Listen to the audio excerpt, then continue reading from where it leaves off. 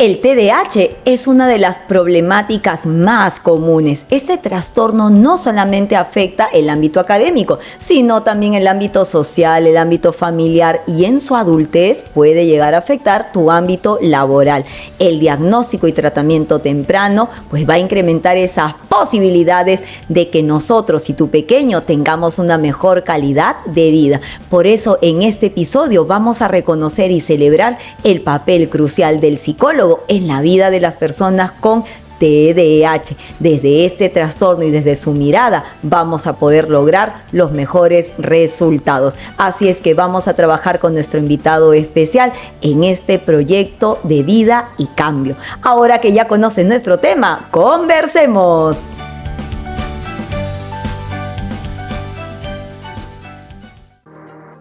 Muy buenos días, muy buenas tardes, muy buenas noches, mamá, papás, docentes que nos acompañan, comunidad TDAH. Bienvenidos a Yo Te Escucho, el podcast familiar de psicología, educación y coaching para empoderar a todos los padres y docentes que desean aprender cada vez más sobre la vida de sus hijos y sobre el TDAH, escuchando las experiencias vividas que van más allá de la teoría. Cada sábado salimos contigo a las 5 de la tarde por Facebook y también por YouTube y contaremos con invitados consagrados como el día de hoy que nos acompañan para darte consejos, tips y sugerencias para poder establecer una buena dinámica familiar en casa. Todo esto y más y mucho más en Yo Te Escucho, tu neuropodcast hecho con cerebro.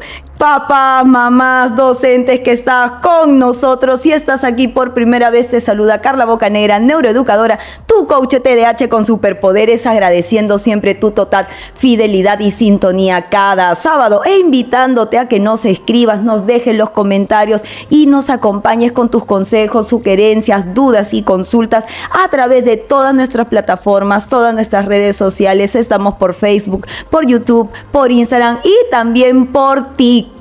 Así es que papá, mamá, pues el día de hoy contamos con la presencia de un invitado que tú ya conoces, un invitado de la casa, un invitado de familia que justamente, como te habíamos dicho en la introducción, nos va a aportar significativamente con su experiencia en un tema que está muchísimo en boga desde la mirada de poder ver este complemento que nosotros como TDAH necesitamos. Cuando papá y mamá tienen alguna duda, tienen alguna consulta y nos dicen a nosotros los docentes qué hacer, a dónde recurrir, pues entonces les indicamos cuál es la mejor opción para poder tener esa información que necesita, que sea confiable, que sea de calidad, no solamente ir a las plataformas, a las redes, a los bloggers, no, sino tener a una persona que te acompañe, que sea parte de esta dinámica familiar y que en base a su experiencia, en base a su expertise, pues te ayude para poder llevar una crianza familiar positiva. ¿Dónde debemos ir? Al psicólogo. Así es que por el Día del Psicólogo Peruano, pues nosotros queremos celebrar y conmemorar y agradecer y reconocer la labor que todos los psicólogos del Perú están realizando desde sus áreas y en este caso nosotros queremos acompañar en este agradecimiento a todos los psicólogos que están todos los días en el colegio, todos los días mirando a nuestros alumnos, todos los días acompañándolos en su salud mental, en su salud emocional y también muchos psicólogos están aptos y preparados desde su experiencia para trabajar con este acompañamiento académico, para darles esta motivación, para darles este ánimo a seguir adelante y romper a veces mitos que nuestros propios chicos tienen y que no les permiten avanzar más allá de una dificultad o de un diagnóstico. Pero el día de hoy nosotros queremos abordar y a través de nuestro invitado especial dar este reconocimiento a todos los psicólogos peruanos que nos acompañan y hoy lo que nosotros queremos ver, como ya conoces en nuestro tema, acerca de el abordaje que los psicólogos realizan hacia el diagnóstico TDAH y lo hacemos con un invitado muy especial, lo hemos extrañado muchísimo y es parte de la familia del Yo Te Escucho, pues nuestro psicólogo, el doctor Luis Alberto Basadre. ¿Cómo estás? Por favor, Luis Alberto, muchísimas gracias por estar aquí con nosotros el día de hoy. Gracias a ti por la invitación y un saludo para todas las personas que están siguiendo tu programa. Muchísimas gracias y pues justamente nosotros queremos celebrar el día de hoy con el doctor Basadre porque él comparte también el área de psicología desde la mirada con sus chicos en el colegio, en el departamento psicopedagógico, ¿verdad? Así es, sí. Así es que nosotros vamos a robarle también, desde también las dinámicas familiares, porque Lucho también acompaña a muchos padres en el proceso de este seguimiento y este crecimiento familiar. Y por eso es que vamos a hablar con él de 4 temas, Lucho, que yo quería postular el podcast desde 4 temas muy importantes, desde esta parte de los inicios de acompañamiento de la psicología con el diagnóstico per se, de justamente la contribución que hacen los psicólogos en todo este proceso, ya sea cual sea el diagnóstico, cómo es que los psicólogos vamos abordando, cuáles son los tipos de terapias que encontramos en los psicólogos que pueden ayudar a nuestros hijos y siempre las conclusiones finales hacia los tips, las sugerencias y las recomendaciones que nos puedan dar.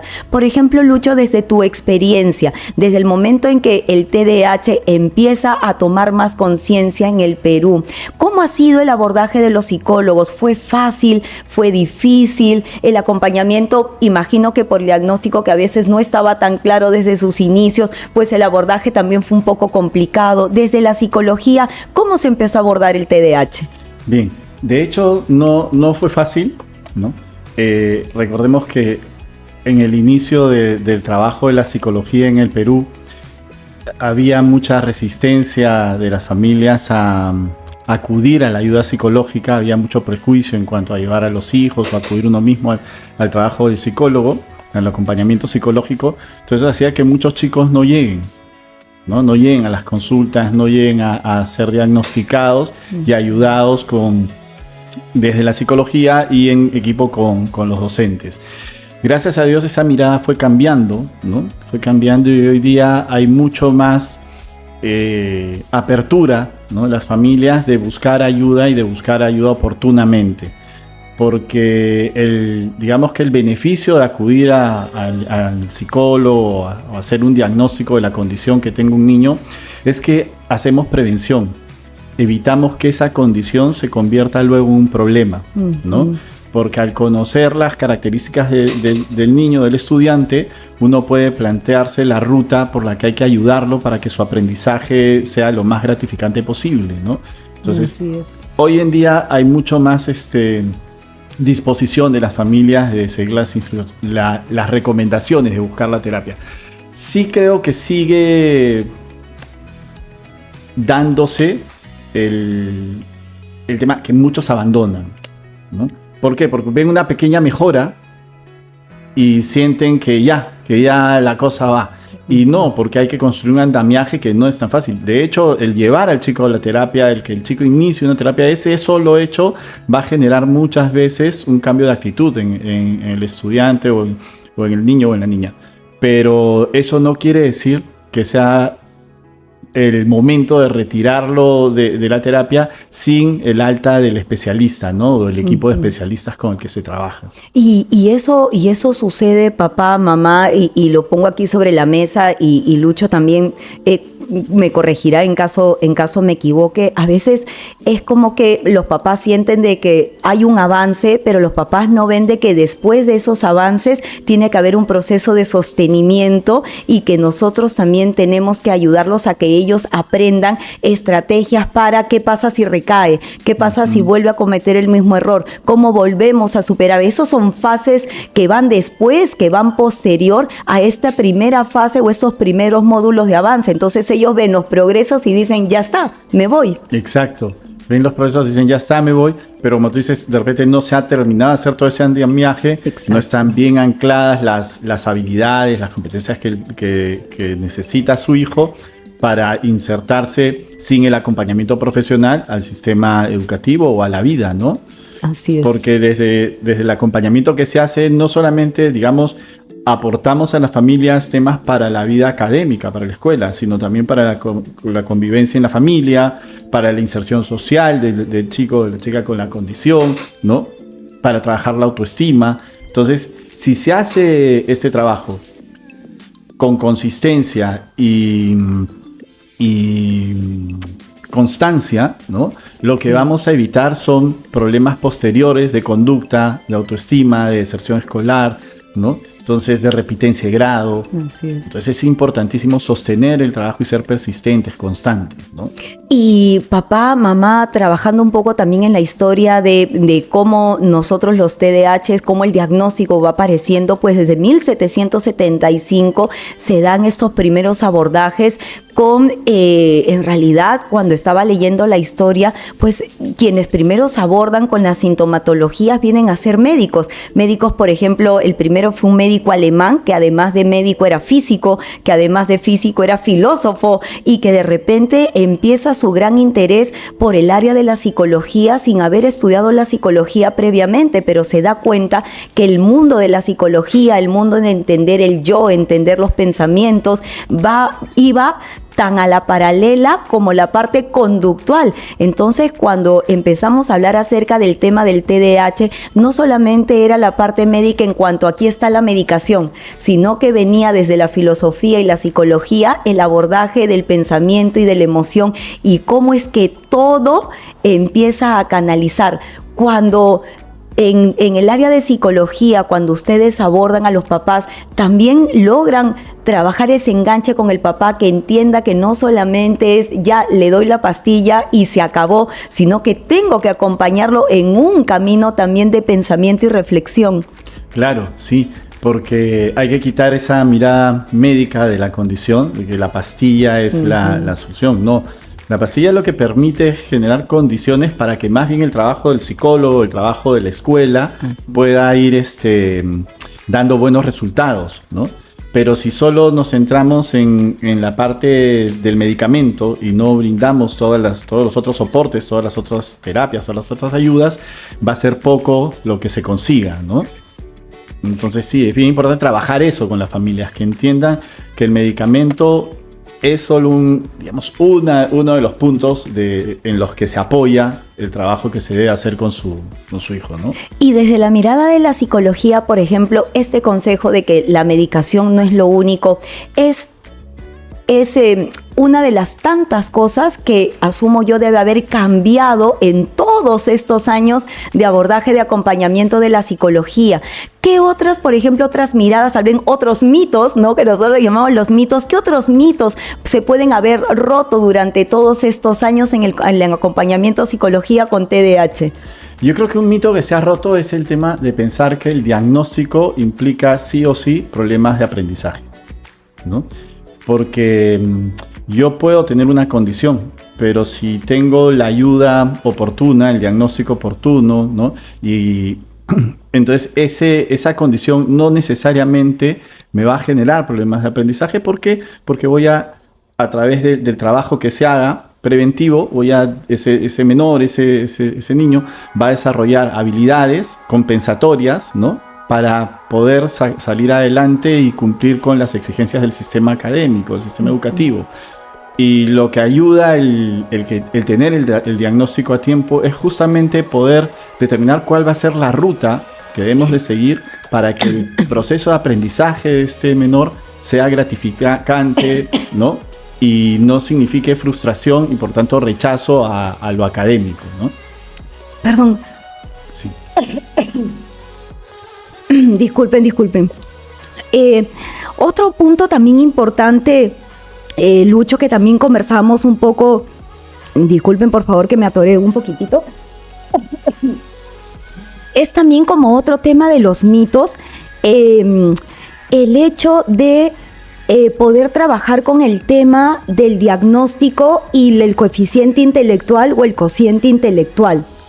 Por ejemplo, trabajábamos muchísimo con muchos papás que pensaban que ser TDAH es sinónimo de que mi coeficiente intelectual es bajo. ¿Por qué? Porque cuando los papis hacen las evaluaciones integrales, uno de los ítems que trabajamos en la evaluación integral es el coeficiente intelectual. Entonces los papás estaban con muchos temores de ver esa relación, pero luego a medida que se ha ido trabajando más el estudio y el abordaje, pues nos damos cuenta que no necesariamente es así, que simplemente es un ítem que nos da cierta pauta, pero no se debe a que por ser TDAH tengo que tener un coeficiente intelectual menor que otros. Más bien tenemos muchos TDAH que son brillantes, muchos TDAH que superan límites, que bueno, el tema conductual pues es algo y sus funciones ejecutivas los desbordan como el control inhibitorio, pero que en realidad tienen una manera de procesar la información pues súper outstanding. Claro, lo que pasa es, de repente ahí lo que evidencia es las dificultades de los test, ¿no? Para poder medir realmente el coeficiente intelectual de estos chicos. Exacto. ¿No? Entonces, como tú dices, las funciones ejecutivas los traicionan. Así es. Y en esas pruebas muchas veces más bien necesitas tener planificación, organización, ¿no? Memoria de trabajo. Y es lo que les falla. Entonces, y es lo que le va a ayudar a obtener un buen puntaje en la prueba. Entonces, sí creo que ese es un mito también que se ha roto, relacionar el déficit de atención con un tema de rendimiento intelectual, ¿no? Y también lo bueno es que con el paso de los años, con todo esto de las inteligencias múltiples, el peso que se le daba al coeficiente intelectual también ha ido cambiando, ¿no? Sí, y es fantástico ver cómo los papás, si bien es cierto, tenemos muchos papás que se alinean a esa flexibilidad, tenemos otros papás que todavía no, ¿no? Uh-huh. Entonces, es más, hablamos acerca del TDAH, por ejemplo, unimos mucho con las habilidades blandas, ¿no? Me acuerdo que los papás hablaban antiguamente sobre habilidades blandas solamente en la parte de la psicología empresarial, ¿no? Y que solamente se veían estos ítems ahí. Ahora lo vemos en el tema académico, lo vemos con nuestros chicos y a muchos TDAH ya les hablan de habilidades blandas, de liderazgo. Entonces quiere decir que también desde el área de la psicología se les está enseñando que son más que su diagnóstico, uh-huh, ¿no? Que están empoderados y listos para poder, si bien es cierto, identificar dificultades, pero trabajar también en sus fortalezas. Recursos, claro. Uh-huh. Es que es eso, ¿no? Yo creo desde la psicología lo que se ha ayudado en estos años es a que los chicos entiendan que no están en desventaja con el resto de sus compañeros. Así es. Sino que van a poder hacer lo mismo que el resto del grupo, pero por un camino distinto. Y que tienen que aprender a descubrir cuál va a ser su camino, cuál va a ser su ruta, ¿no? Así es. Pero, como decíamos hace un momento, no necesariamente la condición o el diagnóstico le tiene que generar problemas de aprendizaje si es que es bien abordado, ¿no? Si es que eso está bien trabajado y si el sistema educativo en el cual está esta criatura tiene la flexibilidad también para adaptarse a las necesidades de este tipo de estudiante, ¿no? Si bien es cierto, este es un aporte médico, papá, mamá, sabemos ahora más que nunca, y hay estudios también en donde nos señalan de que hijo TDAH, papá TDAH, ¿no? Por la carga genética, ¿no? Pero de todas maneras igual muchos papás ya nos vienen a consulta haciendo la pregunta, ¿seré yo adulto TDAH? ¿Cómo es que, por ejemplo, la psicología nos ayuda a abordar, ¿no? Este punto que ahorita estamos viendo de que la tasa de adultos que están preguntando por su condición, tengan o no un hijo TDAH, la palabra TDAH se está tomando tanto en cuenta que creo que ya nos están llegando esta cantidad más alta de pacientes adultos que nos dicen, creo, doctor, que soy TDAH. Claro, es que hay mucho adulto que nunca fue diagnosticado en su etapa escolar. Así es. Y que simplemente se les veía como chicos malcriados, como chicos que no tenían disciplina para el estudio, ¿no? Y tuvieron una muy mala experiencia, muchos de ellos en su etapa escolar. Y eso llevó a que incluso su vínculo con lo académico y el aprendizaje no sea bueno, ¿no? Entonces, ahora de adulto se repiensan y dicen, no tendré yo esta condición, ¿no? Entonces buscan ayuda para ver si la tienen o no la tienen. Y llegan con las historias, ¿no? Cuando yo era chico me pasaba lo mismo que mi hijo. Exacto, ¿no? Entonces, ese justamente la desventaja que se daba cuando la gente en las generaciones anteriores no llevaban a sus hijos a los psicólogos, ¿no? Y estos chicos que hoy día son adultos, que hoy día son padres, la han pasado muy difícil porque han tenido que generar estrategias o habilidades para sobrevivir a un sistema que no los entendía, ¿no? Y que les pedía que funcionen de una manera para la cual su cerebro no estaba organizado, ¿no? Y entonces ahí, por ejemplo, no será papá, mamá, tantos casos, pero sí he tenido algunos casos en donde todavía hay una renuencia con respecto al diagnóstico y muchos adultos que también no apostaban por el tema del psicólogo. Creo que hoy en día hay más apertura para ir al psicólogo y a veces hay muchos padres que comentan, si yo de chico he podido hacerlo, yo de chico he podido superar, yo de chico he podido afrontar con mis poquitos recursos y he salido adelante, pues entonces mi hijo también lo va a poder hacer. ¿Para qué un psicólogo? ¿No? Y tenemos esas a veces preguntas y no sé si has tenido algún caso así. ¿Qué les podríamos contestar a papás que todavía están renuentes con el psicólogo? Bien, yo creo, primero, nuestra infancia fue totalmente distinta a la infancia de los niños de hoy. Las exigencias a las que están sometidos los niños de hoy son totalmente distintas a las que vivimos nosotros. Entonces pudimos sobrevivir a muchas cosas de repente, ¿cierto? Era otra sociedad, eran otros tiempos. Hoy los niños necesitan, si tienen una condición, necesitan de su diagnóstico para conocerse, entenderse y aceptarse y encontrar sus fortalezas y trabajar sus debilidades. Así es. El tema pasa así porque hay muchos padres que tienen miedo al etiquetar, ¿no? Entonces no quieren ni siquiera que sus hijos conozcan del diagnóstico porque creen que el diagnóstico, si lo conocen, les va a poner límites. Entonces ahí hay dos cosas. Uno, ¿qué mensaje subliminal entre líneas le estoy dando al niño? Yo que escondo lo que es malo, ¿no es cierto? Si algo no es malo, no tengo por qué esconderlo. Entonces, si yo le escondo su diagnóstico, el mensaje que le estoy dando entre líneas es: tu condición es algo malo, ¿no? Entonces, y es todo lo contrario. Lo que tengo que darle es que desde lo más temprano posible conozca cuál es su condición, que se entienda, ¿no? Y que ese entenderse le permita aceptarse y no maltratar su autoestima ni dañarse porque es diferente a los otros y no entiende por qué es diferente a los otros. Eso le da la explicación de por qué es diferente, ¿no? Y por otro lado, también transparentar el diagnóstico en la escuela le permite a los docentes del sistema educativo trabajar con ese niño, ¿no? Hacer las adaptaciones que sean necesarias, ¿no?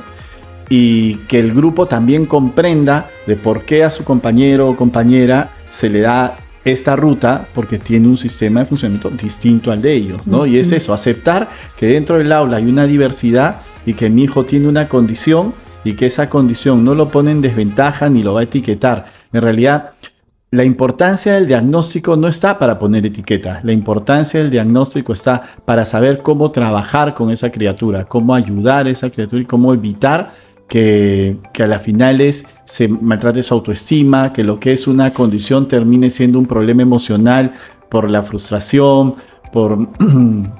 porque a las finales ellos saben que hay unas expectativas de familia y no se cumplen esas expectativas, pero no entienden por qué, ¿no? Entonces se hace mucho más daño, yo creo, a la larga, ocultando el diagnóstico que haciéndolo visible dentro de la familia y dentro de la escuela, ¿no? Y aquí es donde también, Lucho, dentro de tu expertise, también trabajando con familias, es ahí que estamos evidenciando también que tenemos un papá y una mamá que también cargan con una mochila de miedos, con una mochila de temores y que de no ser trabajados de manera particular, pues repercute porque esas decisiones que están tomando son las que no benefician a su hijo.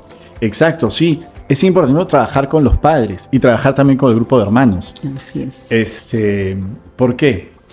Los padres van a tener siempre la imagen del hijo ideal, ¿no? Y encontrarte con el hijo real, de repente te genera también a ti muchas frustraciones, culpas, yo qué sé. Entonces eso es algo que hay que trabajarlo. Una vez que aceptas al hijo real, vas a aceptar la condición, vas a aceptar el diagnóstico y vas a entender la importancia de compartir ese diagnóstico con las personas que trabajan con tu hijo, ¿no? Entonces sí es bien importante trabajar con los padres, ayudarlos a procesar toda esta situación, ayudarlos a entender que el diagnóstico no es una enfermedad que los tenga que avergonzar, que de repente más bien es la etiqueta que hasta el día de hoy muchos chicos cargan, ¿no? Mi diagnóstico es una etiqueta, ¿no? Una enfermedad no es una enfermedad. Así es. ¿No? es una condición, es un cerebro que se organiza y funciona de una manera distinta y forma parte simplemente de la diversidad de seres humanos, ¿no? Y tenemos que aprender a respetar eso, pero respetarlo implica reconocerlo, ¿no? Y aceptarlo. Y ese es el abordaje, y ese es el acompañamiento, y ese es el mensaje desde la psicología, desde el trabajo del psicólogo para los padres y para la familia. Esa es la línea de acompañamiento que influye justamente en este trabajo del diagnóstico TDAH. Sí, exacto, la línea va por ahí. Porque si no se trabaja ese lado de los papás, va a ser imposible conseguir luego trabajar con la criatura, ¿no? Creo que hay que ayudar primero a los papás a aceptar, ¿no? A romper las resistencias que puedan tener, porque si no también inconscientemente pueden boicotear todo el trabajo que hagan los especialistas. Así es, y ¿no? Justo te quería preguntar, papá, mamá, ingresando a este segundo ítem que viene a ser los desafíos y los éxitos del psicólogo en la intervención del diagnóstico TDAH. ¿Tú consideras que el padre es el mayor de los desafíos cuando hablamos acerca del TDAH? Sí, yo creo que es los papás son siempre un desafío. Lo que sucede es que muchas veces decimos, bueno, hay que cambiar o modificar tal comportamiento o tal hábito en el chico, ¿no? Y pues centramos la mirada en el chico, pero muchas veces en quien tenemos que centrar la mirada para que eso cambie no es en el chico, sino es en los padres, ¿no? Y eso va a traer como consecuencia el cambio natural de todo el sistema familiar. Entonces sí es un desafío trabajar con los padres de familia definitivamente, ¿no? Hay padres con los que se puede hacer una alianza desde el comienzo del trabajo y con mucha facilidad, pero hay padres que por su dolor, por sus resistencias o por su propia experiencia de vida, tienen más dificultad, ¿no? Entrar en el trabajo y seguir las recomendaciones, ¿no? Y aceptar la condición, como decíamos hace un instante. Así es, y qué difícil para nosotros, ¿no? O por ejemplo, tú comentabas también el desafío con los hermanos, ¿no? Cuando tenemos hermanos que no tienen el diagnóstico, o tal vez que tienen un diagnóstico en un nivel más severo que el de mi hijo, ¿no? En donde ya mi hijo es protagonista, pero su hermano con el diagnóstico más severo es más protagonista que él. Entonces, qué difícil tener un abordaje. Entonces, los hermanos también podrían ser otro reto importante de abordar en este trabajo psicólogo TDAH. Sí, exacto. Los hermanos son importantísimos. El hermano que tiene una condición y sobre todo si hay hermanos que no tienen condición y van a la misma escuela y todo, porque ese chico va a cargar una mochila, ¿no? Muchas veces las bromas de los compañeros sobre su hermano, ¿no? Va a cargar una mochila también de la vida familiar, las cosas en que él es puesto en segundo plano por la condición del hermano, ¿no? Entonces, los hijos, los hermanos también necesitan un acompañamiento, también necesitan trabajar, también necesitan ser escuchados, ¿no? Porque hay una serie de cosas que ellos pierden, ¿no? Por esta situación que hay en su sistema familiar, ¿no? De tener un hermano con una condición determinada. Pero entonces, Lucho, me das pie para poder pensar cuando hablamos acerca de ese hermano que está en el mismo colegio que ¿no? Ese TDAH que está en el mismo colegio de los hermanos, o los hermanos en el mismo colegio del TDAH.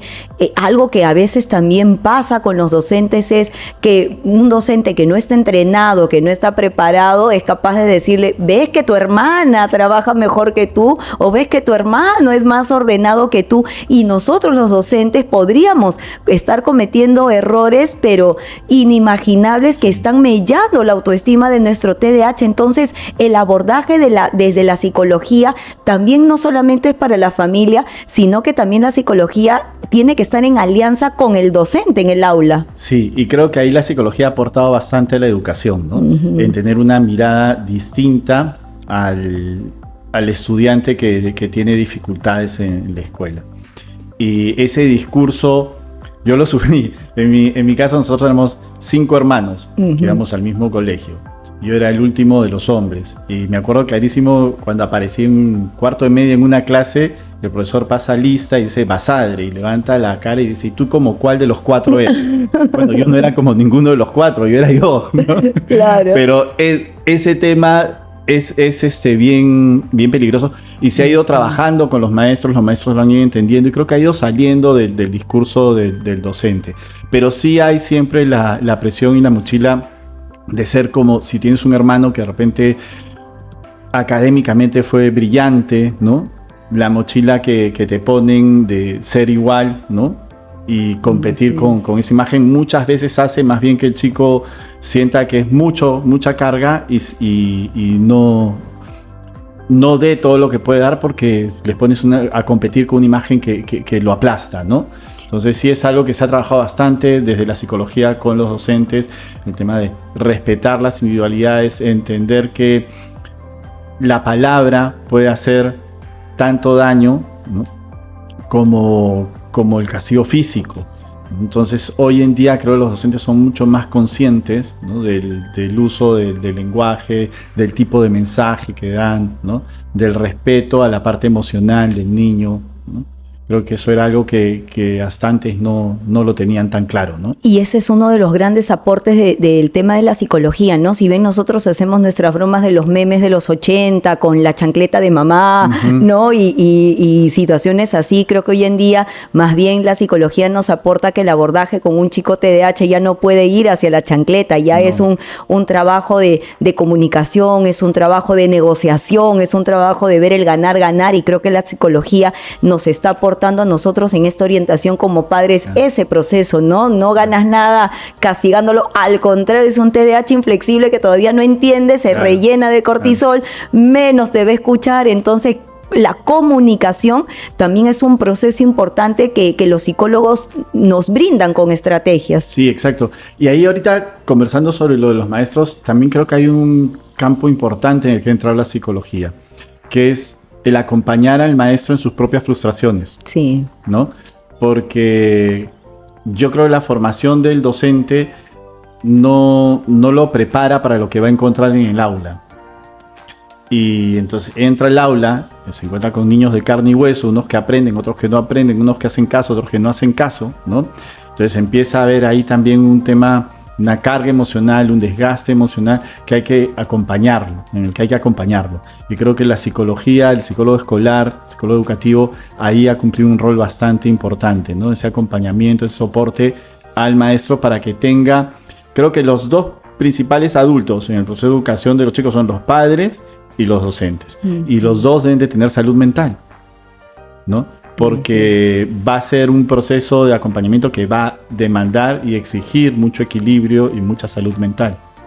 Así es, y porque antiguamente la expectativa del docente era aulas homogéneas, ¿no? La clásica aulas homogéneas, entonces todos están listos con el lápiz, el cuaderno, el borrador, el tajador, trajeron todo, pero ahora que tienes aulas, te entras a tu clase y es, me olvidé la cartuchera, no traje el cuaderno, no firmé la agenda, sí, pero mi perrito se lo comió. Entonces tenemos a los TDAH que les encanta inventar la creatividad para sus excusas, mi perro se lo comió y no, es que mi hermana que está en el otro salón se lo llevó, no, confundimos de mochila, ¿no? Entonces realmente sí, tenemos una diversidad inmensa y así como tenemos burnout docente, igual va con el burnout parental y los psicólogos ayudan en ese proceso de contención. Exacto, ¿no? Permitir que el docente tenga un espacio para liberar las tensiones, para liberar las frustraciones, para sentirse escuchado de repente, ¿no? Y validarlo y hacerle entender que lo que está sintiendo es totalmente normal y esperado, ¿no? Lo ayuda a recargar de alguna forma pilas, ¿no? Y mantener siempre una actitud positiva frente a la situación que está enfrentando en aula con un chico con estas condiciones, ¿no? Y algo que usualmente nos preguntamos los docentes, que no necesitamos, o sea, sí lo necesitamos hoy en día, papá, mamá. Creo que los docentes ya tenemos que entrar con el speech de la neurociencia, de la neuroeducación, e irnos preparando con lenguaje. Más bien, algo que también siento que ha aportado mucho la psicología es que el lenguaje psicólogo-profesor ya no puede ser distinto, ya tenemos que ir manejando las mismas terminologías, tenemos que ir manejando conceptos también importantes y los conceptos, por ejemplo, van hacia las terapias, ¿no? A veces tenemos papás que nosotros le decimos, mira, es bueno que puedas ya estar en contacto con el psicólogo para que puedan abordar con tu hijo tal y tal y tal y tal situación, ya, y qué terapia tengo que hacer, ¿no? Entonces creo que la psicología también ha aportado muchísimo en ver un bagaje, ¿no?, de terapias acorde a las necesidades también de su paciente TDAH. Yo imagino, Lucho, que antes veníamos con una cartera de 1 o 2, y creo que mientras más estudio, más investigación ha habido acerca de los acompañamientos conductuales, creo que hay más posibilidades de trabajar con nuestros pacientes, ¿no? ¿Qué terapias son las que la psicología puede aportar para un TDAH? Bien, yo creo las que van por el lado de lo cognitivo-conductual, todo eso, son las que mejores resultados van teniendo, ¿no? Uh-huh.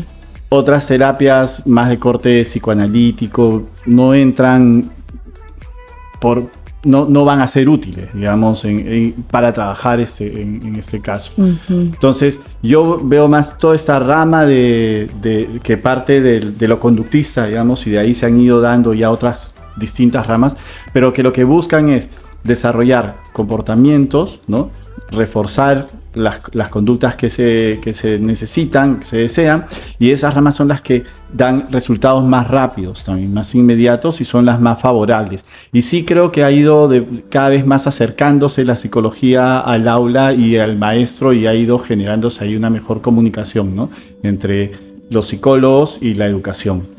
Y a veces cuando papás se acercan a nosotros y nos preguntan, pero Carla, ¿qué terapia es la que recomiendas para mi hijo? Entonces ya Lucho nos está comentando toda la línea de terapias que vayan hacia la parte conductual. Uh-huh. Esas son las que van para nuestra línea TDAH. Pero mencionaste algo que sí me gustaría volverlo a tomar, porque hablaste acerca de aquellas terapias que no son para nosotros porque están más en la línea del pensamiento, en la línea de la teoría de la mente. Uh-huh. ¿Por qué, por ejemplo, ese tipo de terapias no es para un TDAH?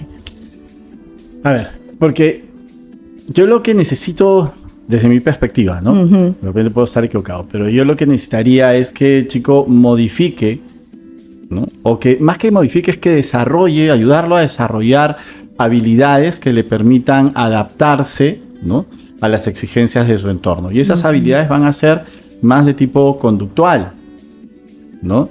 Si yo me meto por la línea de trabajar el pensamiento y las emociones, ¿no?, uno, que son terapias que requieren largo tiempo, que los resultados se ven en largo tiempo. Dos, que no van a trabajar el problema que estoy teniendo, ¿no? Porque en el aquí y ahora el colegio me pide, exacto, ¿no es cierto?, una serie de conductas. Exacto, ¿no? Y tres, porque la misma estructura de funcionamiento del chico no le va a permitir enganchar con ese tipo de terapia, y lo que va a pasar es que se va a aburrir, se va a frustrar. Exacto. Y no va a querer ir, ¿no?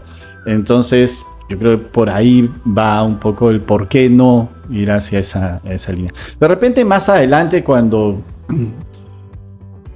la persona ya es mayor y quiere, no sé, trabajar un poco ya esa parte, ¿no?, del pensamiento, de más su mundo interior, más de las huellas que le ha dejado, digamos, en lo emocional, haber tenido esta condición, sí, ¿no? Pero en la etapa escolar lo que necesitamos es darle otras estrategias, darle otras habilidades, darle recursos que le permitan evitar más bien que esta condición lo lleve a desarrollar un problema emocional más adelante, ¿no? Así es. Y yo voy en la misma línea, por eso papá, mamá, cuando a veces yo escucho que papá quiere ponerlo con en terapias psicoanalíticas a un chico de 8, de 9, 10 años, yo te digo, no, papá, no, porque ese no es lo que nosotros queremos ahorita. No quieres profundizar en el dolor de tu hijo, no busques ahorita esa parte tan lúgubre, ¿no? Tan dura. No, ahorita lo que quiero es conductual, ¿no? Que pueda estar más tiempo sentado de lo normal, que se pueda organizar, que pueda planificar, que pueda sacar la agenda, que tome decisiones y diga, no, ¿me voy a recreo o invierto 2 minutitos más en arreglarme y ya luego voy con más tranquilidad? Que tome mejores decisiones, que sea más efectivo. Entonces, las terapias cognitivas conductuales van hacia esa línea. A veces los papás piensan que porque dice cognitivo es pensamiento, ¿no? Y sí, va un abordaje de pensamiento, pero en pensar con sabiduría, ¿qué decisión voy a tomar? ¿No? Pero no tanto hacia la línea psicoanalítica. Eso es lo que no queremos, por lo menos en la etapa escolar, ¿no? Que queremos abordar con el TDAH. Lo que pasa es que esta rama va relacionado lo cognitivo, ¿no? El pensamiento, pero amarrado a la conducta. Entonces el chico tiene que desarrollar una estructura de pensamiento que le permita luego regular ese comportamiento, ¿no?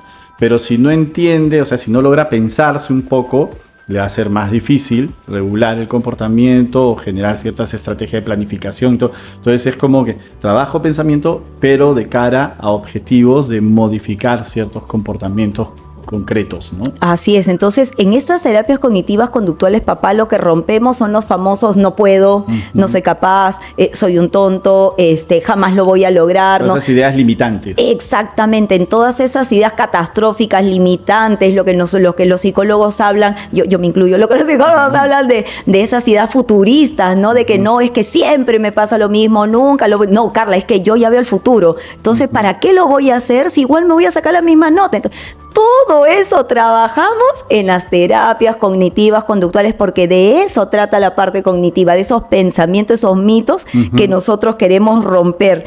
Y Lucho, en tu experiencia, ¿cuál es, si pudieras compartir con toda nuestra familia, nuestros papás, mamás, docentes que nos acompañan también a través de las redes, nuestras plataformas de TikTok, ¿cuál es aquella experiencia tal vez que hayas tenido con familia o con algún paciente que hayas visto que al inicio, por ejemplo, puede haber sido un reto, pero que ya con la terapia, pues, y con tu expertise psicológico hayas logrado una expectativa que juntos han podido salir adelante y decir, al principio, doctor, no pensaba realmente que se podía lograr, no le tenía fe a todo este proceso, pero he visto que al pasar el tiempo, sí se pudo.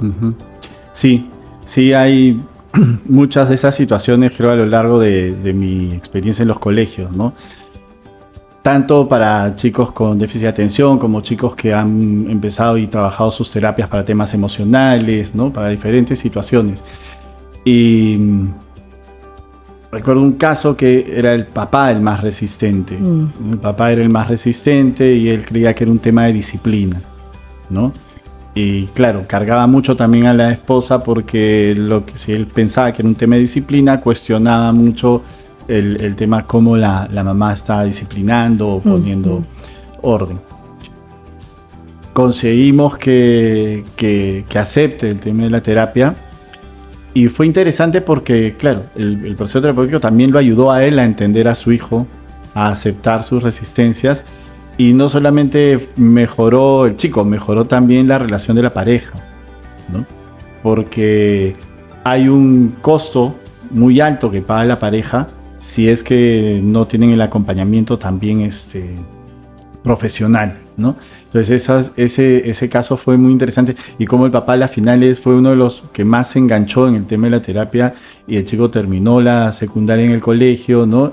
Y se dio cuenta en el momento de cómo le estaba generando más dificultades a su hijo por la resistencia que él tenía, ¿no? Al ver cómo fue cambiando y fue mejorando en la escuela, ¿no? Y fue desarrollando incluso en la vida de familia, otras actitudes, la criatura, ¿no? Me podrían preguntar, en este momento se me vienen a la mente muchas preguntas telepáticas y me podrían decir algunas mamás, bueno, mira qué suerte ha tenido ese joven, ese adolescente, porque ha habido, si bien es cierto, esta resistencia de papá y esta mirada tan fuerte a mamá, pero ¿qué pasa cuando son separados? No tengo la suerte de tener una pareja al lado, soy yo como mamá quien estoy llevando toda toda esta carga, tengo hijos TDAH, entonces, ¿cómo puedo hacer yo para que ese caso de éxito que has comentado lo pueda también tener yo? Yo creo que ahí tienes que buscar tu red de soporte. Una mamá sola o un papá solo tiene que buscar su red de soporte. ¿Por qué? Porque si bien va a tener que acompañar al hijo, también va a tenerse que cuidar a sí misma, a sí mismo. Y va a necesitar espacios para ella, momentos para ella. Y entonces necesita de alguien que la acompañe, ¿no? Y pueda hacer postas en algunos momentos. Lo otro es la ayuda profesional también le va a dar el soporte para entender, para aceptar las cosas que tenga que aceptar y entender cuáles son sus límites también, ¿no? Dentro de las expectativas que pueda estar teniendo. Y ahora entonces que estamos entrando a este ítem acerca de cuáles son las recomendaciones que se puede dar desde la psicología para familias TDAH, entonces estamos mirando que el TDAH que está en el centro está rodeado por una serie de factores y de variables. La familia, los adultos, el papá, mamá, los hermanos, desde la escuela, los profesores, los compañeros, desde las propias expectativas del chico que son sus amigos del juego, sus amigos de la escuela, sus amigos de las actividades deportivas. Entonces, realmente para poder aconsejar, pues tenemos que mirar todas esas variables externas y uno de los puntos con los que habías empezado era la mirada de papá y de mamá. Entonces, tu recomendación sería que los padres con hijos TDAH sí tengan siempre un acompañamiento psicológico para poder abordarlos a los hijos de la mejor manera posible todos los días. Sí, claro. Es fundamental, yo creo que los padres tengan este acompañamiento. ¿Por qué? Porque van a tener que enfrentar una serie de situaciones y frustraciones que otras familias no las manejan, ¿no? Entonces, y por lo que decíamos al inicio, ¿no? El tema del hijo ideal, el hijo perdido, todo ese duelo, ¿no? Van a tener que procesarlo. Y van a haber momentos de crisis, ¿no? Donde necesitan también un espacio para ellos ser escuchados, para ellos ser contenidos y darle también herramientas y estrategias a ellos para manejar esas situaciones.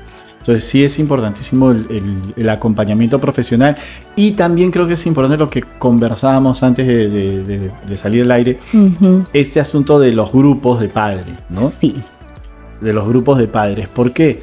Porque ahí encuentras que lo que te está pasando a ti lo ha vivido otro. Y que otro ha podido transitar ese camino y con éxito, sí, ¿no? Y creo que la mayor sabiduría en todo esto lo tienen los padres que ya pasaron, ¿cierto? Y que te van a dar consejos, que te van a aportar su experiencia para que tú lo transites de una forma más sana, digamos, ¿no? Entonces, tanto el acompañamiento profesional como el acompañamiento de grupos de padres es importante, ¿no? Ahora, Lucho, supongamos que en este momento ya no nos ven solamente los padres, no nos ven solamente los docentes, sino que tienes frente a ti un adolescente TDAH. ¿Qué recomendación le podrías dar a ese adolescente que quiere salir adelante, que te dice yo quiero ser diferente? Muchos adolescentes cuando conversan conmigo me dicen quiero ser diferente, ya no quiero seguir causando problemas en mi casa, mi mamá siempre se molesta conmigo, siempre está molesta conmigo porque olvido todo y yo no lo hago a propósito, yo lo hago porque se me pasa. ¿Qué le podríamos aconsejar a un adolescente que nos viene así en nuestra sesión de psicología? Bien, lo primero es hacerle entender que no tiene una enfermedad, ¿sí? Sino que tu cerebro funciona de una manera distinta al de la mayoría de las personas. Y que tienes que entender cómo funciona para poder, en base a ese entendimiento, generar estrategias que te permitan cumplir con las expectativas que tiene el entorno sobre ti, ¿no? Aceptarte, saber cuáles son tus fortalezas, cuáles son tus debilidades, y si tus debilidades están más en el olvido de cosas, entonces cuáles son las estrategias que puedes generar para compensar eso, ¿no? Ahora, no vas a hacer nunca... no vas a funcionar nunca como la gente espera que funciones. tienes que encontrar tú tus propios caminos, tus propias rutas, ¿no? Y aceptarte. Aceptarte, porque en la medida que te aceptes, vas a poder buscar estrategias para superar o manejar esas debilidades que te pueda generar la condición, y que más que debilidades, yo diría, esas formas de funcionar, ¿no? Sí.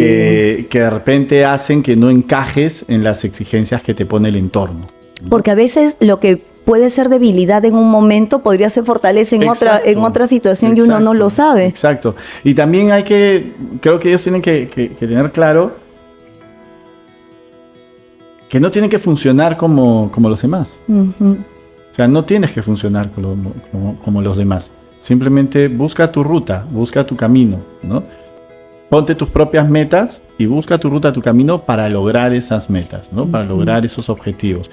La escuela y el aprendizaje no tiene que ser algo negativo para ti. Si es que se flexibiliza también el sistema, entienden tu condición, ¿no? Y te dan las ayudas necesarias. Es como en tu caso, ¿no es cierto? Tú usas anteojos, usas lentes. Digamos, ¿tu problema de vista es un problema de aprendizaje? No. No, pero si yo te quito los lentes, ¿se convierte en un problema de aprendizaje? Total. ¿No es cierto? Total. Entonces, no es la condición, es el no darte las herramientas para que esa condición no te ponga en desventaja, ¿no? Tus lentes hacen que no estés en desventaja y tus problemas visuales no se conviertan en una dificultad de aprendizaje. Lo mismo, ¿no? Ellos tienen una forma de funcionar, lo que necesitan son las herramientas para que esa condición no se convierta en una desventaja. Y simplemente con acompañamiento ellos van a tener la posibilidad de desarrollar ese andamiaje, todas esas características, todos esos comportamientos que le van a permitir compensar, ¿no? sus características que le dificultan cumplir con las exigencias de su entorno, ¿no? Así es, y eso me da mucha apertura para tener la línea de la medicación. A veces nos comentan nuestros propios chicos: quiero tomar la medicación, me ha dado buenos resultados, pero papá no me lo quiere volver a dar, mamá no me lo quiere volver a comprar. Y he sentido mucho la analogía con los anteojos, ¿no? Yo, que ya sabes que soy adulto TDAH, cuando estoy sin la medicación, como estos últimos días que no he podido comprar la medicación, de verdad el abordaje es más difícil, es más duro para mí, porque necesito poner más énfasis, necesito avisarle a las personas que hoy estoy sin medicación, así que pásame la voz, necesito buscar mis propias herramientas para salir adelante, y no es fácil. La medicación me ayuda un poco más a insertarme mejor, como si me pusiera los lentes, haciendo lo mismo en menos tiempo, con más energía, más enfocada. Exacto. ¿No? Y no es algo que me vaya, o sea, me acompaña en el proceso de hacer lo mismo, ¿no? Alcanzar los mismos objetivos, tal vez con herramientas diferentes, pero voy a llegar contigo, solo que en menos tiempo que si lo hiciera sin la medicación. Igual con los lentes, voy a hacer lo mismo, pero me va a costar mucho más, porque voy a estar tanteando lo que tengo que hacer. Con mis lentes puestecitos lo hago más rápido. Y tu rendimiento va a bajar todo cuando podrías simplemente ponerte los lentes, o el profesor dejar que te pongas los lentes, ¿no? Sí, yo creo que el tema de la medicación también tiene muchos fantasmas, ¿no? Sí. Ha tenido muchos fantasmas.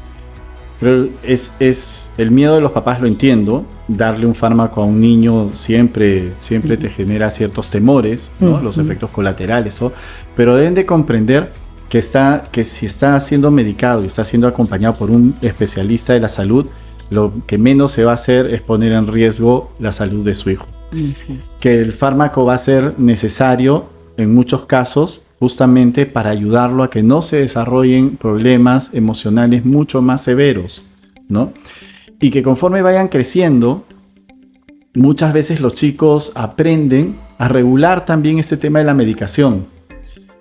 Yo tenía amigos en la universidad que estaban medicados, pero que sabían en qué momento del ciclo se tomaban su medicación y en qué momentos de repente no, ¿no? Entonces, eso, ¿no? Entender que la medicación es una herramienta que les va a ser útil, ¿no?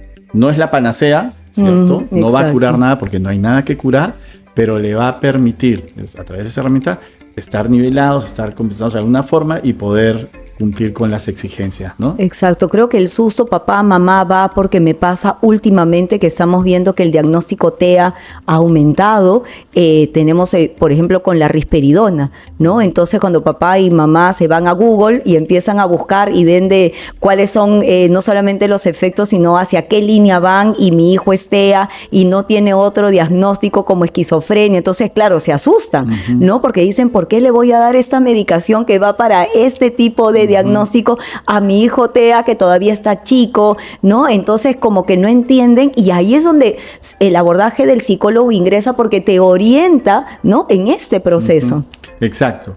Por eso es lo importante del acompañamiento de la familia y que la familia pueda ser lo suficientemente honesta en el trabajo para expresar sus temores, ¿no? Y trabajar sobre esos temores. Y compartir el diagnóstico de todas maneras. De todas maneras. Compartir, yo creo, la principal recomendación que yo les podría dar a los papás es no tener miedo a compartir el diagnóstico, tanto con sus hijos como con los maestros. No es etiquetarlo, es más bien facilitarle la vida, facilitarle, abrirle puertas para que se le puedan las mejores rutas, ¿no?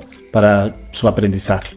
Y rutas con prontitud, papá, mamá, porque yo a veces me desespero cuando estoy en el aula y digo, ya, yo sé que este chico tiene este diagnóstico, para mí está esta presunción, papá y mamá no lo comenta, pero ya por mi experiencia me imagino, y empiezo a desarrollar las fichas para ese camino. Si tú no me comentas cuál es el diagnóstico, yo voy a estar en bombitas, ¿no? Exacto. Una bombita por aquí, una ficha por acá, entonces pierdo más tiempo cuando desde un inicio yo pude haber empezado con una estrategia, no sé, con el DUA, ¿no? O una estrategia más personalizada, entonces puedo haber hecho diseño universal en mi aula para beneficiarlo, pero si no tengo el diagnóstico, yo como docente estoy perdida y no sé por dónde ir, y sobre todo, como tú comentaste, perdí tiempo en haberlo abordado desde el inicio y que pueda haber tenido un buen inicio de año. Exacto, tú como docente, y te imaginas la presión y la frustración de esa criatura, porque lo que te decía este niño, tiene toda la intención de aprender. Exacto. Tiene todas las ganas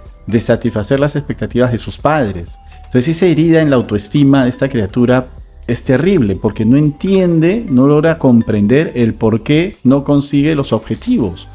Yo he visto en mi ya más de 30 años trabajando en colegios, muchos chicos que la familia no te autoriza a que se le dé el diagnóstico, ir a la consulta llorando, ¿no? Por la frustración de estudiar y no memorizar, de estar seguros que le va a ir bien y les va mal, ¿no? Y te dicen, y se comparan, ¿por qué a él sí le va bien y a mí no? Ese dolor de verlo, ¿por qué él sí puede memorizar y yo no? ¿Por qué él se acuerda toda la primera y yo no? Exacto. Contra los otros chicos que van a consulta y que manejan bien su diagnóstico y que tienen clarísimo, ¿no? ¿Qué pasó? ¿Por qué fallaron? Es que como yo no logro memorizar y no hice esto, ¿no? Entonces saben cuál debió haber sido la ruta y no la hicieron, ¿no? Es otra cosa, completamente entienden lo que les pasó, comprenden lo que les pasó. El otro chico simplemente se queda con los fantasmas y esos fantasmas lo que hacen es dañar su autoestima, dañar su ego, y eso que fue una condición inicial sin problemas emocionales se empieza a convertir en una bola de nieve que nadie la va a parar. Se transforma en un problema emocional, un problema de autoestima, un problema de autoimagen que puede traer luego, ¿no?, que el chico busque refugio en conductas de riesgo. Así es. ¿No? Entonces, yo creo que lo más sano es transparentar los diagnósticos, no tener el miedo a la etiqueta, porque no existe la etiqueta. Lo que pasa, papá, mamá, es que nosotros con la experiencia que tenemos ya podemos mirar al futuro, o sea, ya tenemos nuestra bola de cristal hecha, porque hay situaciones que no importa cuántas generaciones pase, se van a repetir, ya es crónica de una muerte anunciada, ya exacto. Nosotros conocemos el final del libro, situación que todavía no la pasas tú. Entonces, por eso es que nosotros te guiamos hacia ese camino y por eso es que el psicólogo te ayuda a tomar estas decisiones, por eso es que, porque ya sabe lo que se viene, ya sabe cuál es la historia final final. Entonces, qué interesante ha sido ver cómo la psicología ha evolucionado en favor del diagnóstico TDAH y cómo los psicólogos también se han adaptado a este proceso evolutivo y se han dado cuenta situaciones como ya no es solo el niño, es toda la familia, ¿no? Ya no es solamente el niño y la familia, también es el colegio. Entonces, cómo hemos crecido, ¿no? A nivel de conceptos, a nivel de conciencia, a nivel de conocimiento, ¿no? A nivel de información, a nivel de investigación. ¿Cuántos psicólogos están investigando cada vez más, aportando con artículos científicos para ayudarnos a todos nosotros también a crecer? Sí, exacto. Creo el tema de investigación, de publicaciones, y ha ayudado mucho al trabajo del docente, al trabajo de la escuela, al trabajo de la familia, ¿no? Sí. En el tema del trastorno de déficit de atención, sí. Y papá, mamá, queremos entonces cerrar nuestro podcast con un pequeño juego. Tú que tú ya nos sigues, ya conoces cuál es. Entonces vamos a pedirle por favor al doctor Luis Alberto Basadre que elija uno de los 3 sobres. En cada sobre hay una buena cantidad de preguntas para ti. Realmente ha sido muy interesante ver cómo has abordado el conocimiento. Entonces, por favor, ayúdanos eligiendo un color. El verde que va con mi... Bien, correcto. Entonces lo jala mientras que yo le devuelvo. Entonces yo te voy a hacer las preguntas. Entonces Luchito ha elegido el color verde, papá, mi color favorito. Entonces ha elegido el color verde. Nos vamos con las preguntas. Color esperanza. Ya vamos a hacer teoría del color ya prontamente en nuestro trabajo para que veas la importancia del color justamente dentro también de la psicología. Vamos a ver. ¿Cuáles son algunas de las pruebas psicológicas importantes que deberían ser utilizadas para evaluar el TDAH? A ver, de hecho, se tiene que hacer una evaluación integral, ¿no? Entonces hay que, y no una sola pruebita o solo observación. Hay que usar cuestionarios que son como una lista de comportamientos de chequeo, ¿no? Entonces, y ese cuestionario debe trabajar la familia, la escuela, ¿no? Y el entorno, los más cercanos al entorno social del niño, para ver que ese comportamiento sea constante en distintos espacios de la vida del menor, ¿no? Entonces eso es importante. Evaluar el coeficiente intelectual, es importantísimo, ¿no? Y evaluar la parte emocional. Creo que son las áreas de evaluación que se deben de trabajar. Porque más allá de que el papá sepa, le voy a hacer un WISC, le voy a hacer un Conners, le voy a hacer un Magallanes, más allá del tema de los nombres, es interesante que hoy en día, que creo que también ha sido un gran aporte de la psicología, que diga, me están mandando del colegio una evaluación emocional, de coeficiente intelectual, o sea, el papá ya va manejando también algo que nosotros decíamos al inicio de nuestra primera temporada, cuán importante es que manejen el vocabulario para que todos podamos entendernos, y es muy grato ver que realmente lo están haciendo así. Sí, porque dar el nombre concreto de una prueba, no todos los profesionales van a usar la misma prueba, ¿no? Algunos se sienten más cómodos con uno, con otro. Lo importante es tener esa evaluación integral y que puedas tener un perfil del estudiante a nivel del coeficiente, lo emocional, lo social, ¿no? Y en base a eso poder determinar el diagnóstico lo mejor posible, ¿no? O situaciones también, por ejemplo, ¿no? Mi hijo se ha dibujado, ya, entonces ya hay una prueba ahí, ¿no? Y interesante de ver, sí, con piso, sin piso, por lo menos tiene una idea. O ha visto la prueba de las manchitas con las tarjetitas, ya, correcto. Entonces ya el papá va teniendo más idea, y además eso también hace que nosotros sintamos que se está involucrando en los procesos por los que su hijo va pasando. Exacto. Así es que vamos con la siguiente pregunta que nos dice, ya la habían contestado, ¿qué tipo de terapia psicológica es la más efectiva para tratar el TDAH? Pero nos hacen la pregunta, ¿terapia psicológica es más efectiva para tratar TDAH específicamente en niños? Porque tenemos la terapia cognitiva conductual, pero los niños todavía no tienen mucha capacidad para reflexionar. ¿Habrá una terapia que sea netamente conductual? Bueno, el origen de todo lo conductual era la terapia conductual, ¿no? De trabajar con estímulos-respuestas. Hay unas ramas que van más hacia eso, pero es difícil encontrar alguien que solamente hoy día haga terapia conductual así puro, ¿no?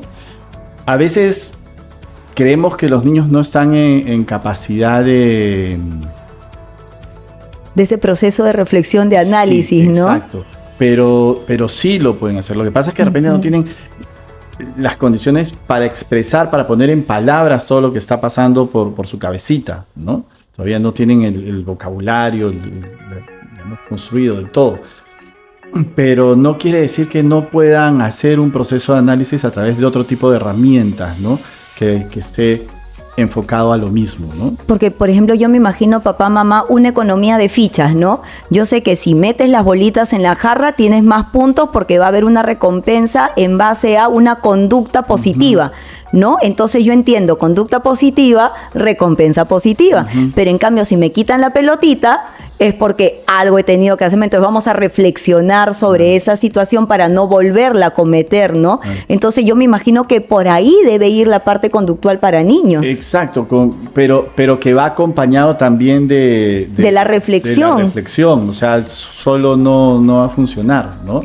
Porque el niño tiene que entender y comprender por qué del juego de la fichita, del reforzador positivo, del reforzador negativo. Y lo otro es que si bien es importante inicialmente este reforzador, digamos, material, es mucho más válido el reforzador social, ¿no? Entonces tengo que ver qué situaciones sociales son gratificantes para este niño y usar ese tipo de reforzador, ¿no? Pero exacto. Sí, estímulo-respuesta es un clásico. Son más pequeños es un clásico, ¿no? Igual que lo tratamos de usar en el colegio un poco, pero creo que a veces debido al tiempo se pierde esta parte, o tal vez los docentes no la consideran, que es la parte de la reflexión, porque solamente hacen los cuadros conductuales y le pone check, check, check lo que hizo ya, pero te has sentado con el chico a ver en la semana qué es lo que, más allá de cuánto ha logrado, qué es lo que ha hecho para lograr haber sostenido las metas que se propuso. Esa es la parte de la reflexión. Exacto, ayudarlo a transitar esa ruta que de repente no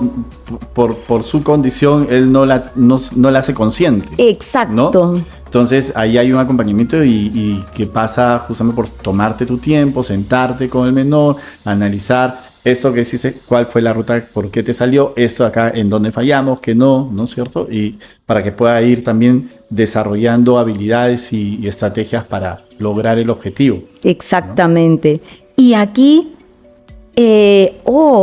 me dicen, ¿qué herramientas pueden recomendar los psicólogos para ayudar a los niños TDAH a desarrollar habilidades sociales y emocionales desde casa? Ya.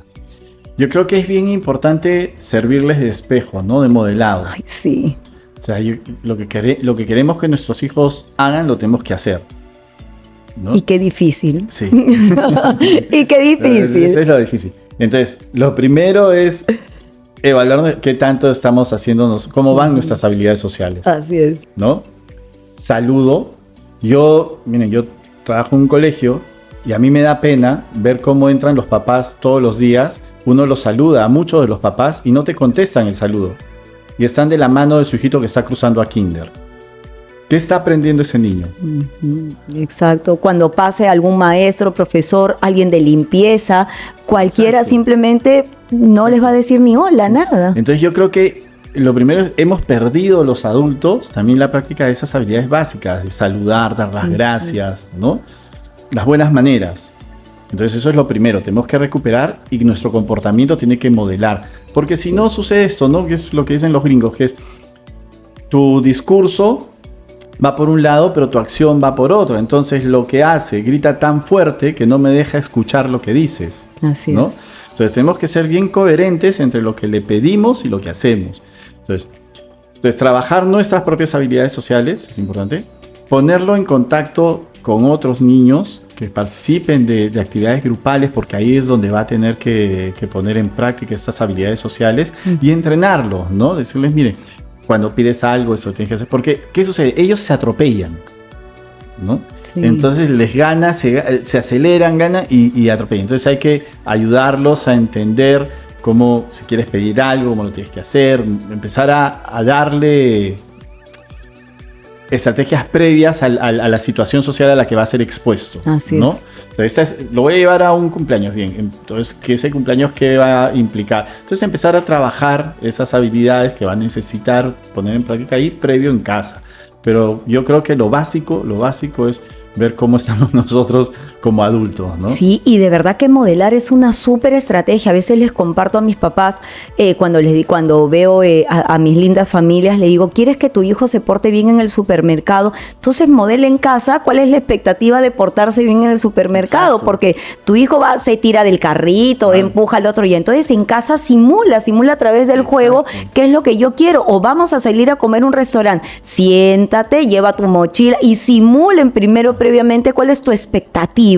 Exacto. Y ya después cuando vas le dices, ¿te acuerdas lo que hemos hecho en casa? Sí, vamos a hacerlo acá, ya, listo, y ya está, y se va trabajando sobre el proceso. Y ser repetitivos, ¿no? Ser repetitivos. El asunto de entrar a la casa y saludar es una norma, porque es una habilidad social que hay que desarrollarle, y de repente a él se le pasa, entra acelerado, no lo hace, entonces, ¿qué faltó? ¿No?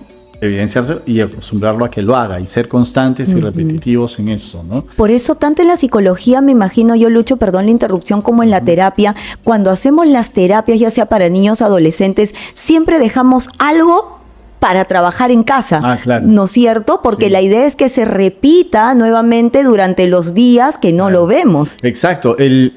Si solamente dejamos el trabajo al espacio de la terapia, no vamos a conseguir grandes avances, ¿no? O sea, el espacio de la consulta es sí un espacio para que salgan a ciertos contenidos, confrontar al sistema familiar con ciertos contenidos, pero lo importante es que lo que se trabaja en la consulta se traslade al sistema familiar, a la casa, y que en la casa se modifiquen cosas, ¿no? Y rutinas para conseguir que este niño o esta niña desarrollen las habilidades necesarias, ¿no? Entonces, exacto. Lo principal es bajarles las revoluciones. Entonces hay que reestructurar muchas cosas de la vida de la casa que ayuden a tomar conciencia. No hiciste esto, te saltaste este paso, ¿no? Esa es la forma de entrar, ¿no?